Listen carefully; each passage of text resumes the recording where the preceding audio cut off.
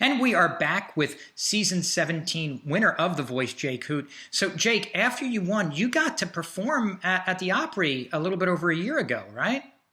I did. Yeah, that was a dream come true. I've told everybody, since I was, old enough to know what it was that I wanted to play the Opry. And so getting to play that February 4th last year was just something very special that is still is very, that I replay a lot in my mind. And, I got to play it not long ago again, so I made my second appearance, and it's just been very special. How did that work? Because I know soon after all this, the country goes into lockdown due to COVID. What was it like for you as an artist? I mean, I'm sure you had all these plans, and then some of them had to get changed or put to the side, right?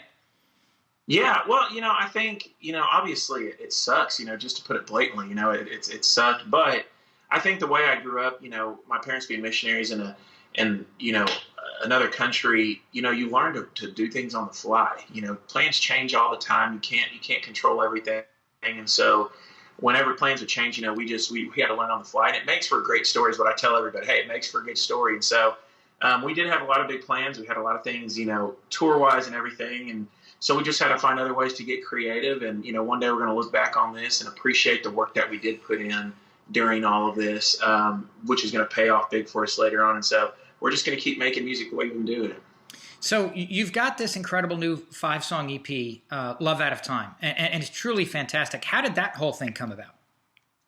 I think I had always wanted to record an EP. I actually had one in the works before The Voice, and then I pulled the plug on it. But especially after The Voice, we were talking as a team, and I just said, if we can't go play on stages and we can't get people to come here, so let's give them music in their homes. Let's give them music wherever they're at.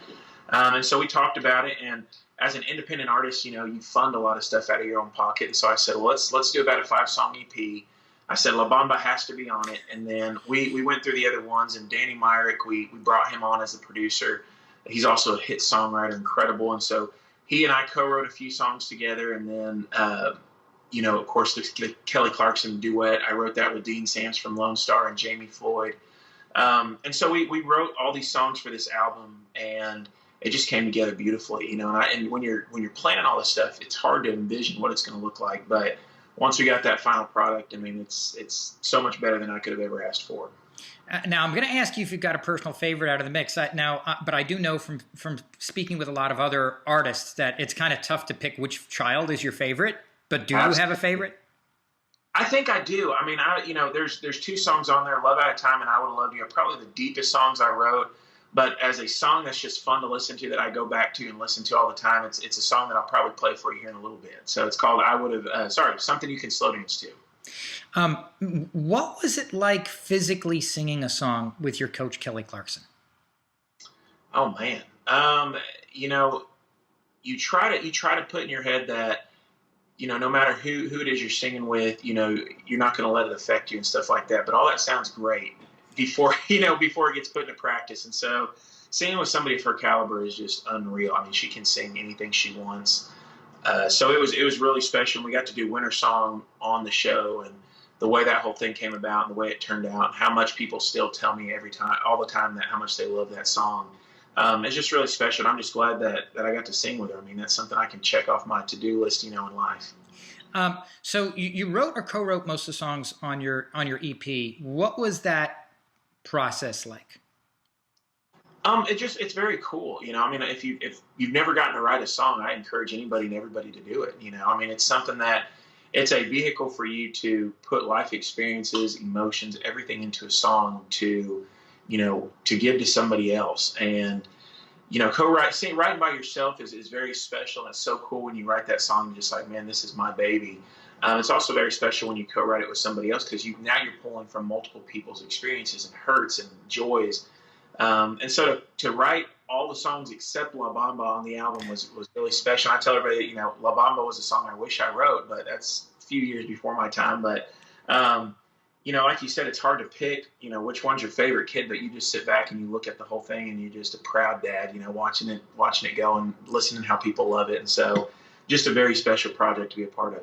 Now, did you write before the show, or did you start after? Because like when we had Rod Stokes on the show, he said he really never wrote anything before The Voice, and then all of a sudden, bam, it was like the faucet turned on. Did you write stuff before, or? I did. I was writing with a couple really good writers prior to the show, and "Better Off Without You," the song I sang for my finale, was a song that I had written prior to the show with Dave Mahanish. And so, I mean, I had written. I think since the show, I've learned so much more about it, and that's just because I've surrounded myself with even more writers that are incredible. And so I've learned quite a bit. And like he said, the faucet definitely got turned on. It may have been at a trickle, but now it's fully on, and it's something that I look forward to all the time. Where do you draw your inspiration for lyrics from? I mean, many of the songs on this record, to me at least, seem to have kind of an introspective feel to them, both the good and the bad. Where do you get your inspiration from? Oh, anywhere and everywhere. I mean, you draw inspiration from heartache. You draw inspiration from being, a dad. You draw inspiration from, going out and hanging out with friends. I mean, you draw inspiration, I think, from every aspect of life. And that's the beauty of writing, I mean, it's because you can take something that you felt, and hopefully somebody will either feel the same feeling through your music, or they'll feel something completely, totally different. But as long as they're feeling something, then you've done your job as a songwriter. And so I think I draw from anything and everything. So where can our audience go to follow along with your music journey? And where can they pick up the EP? Is there some either social media or something we can put up on the screen?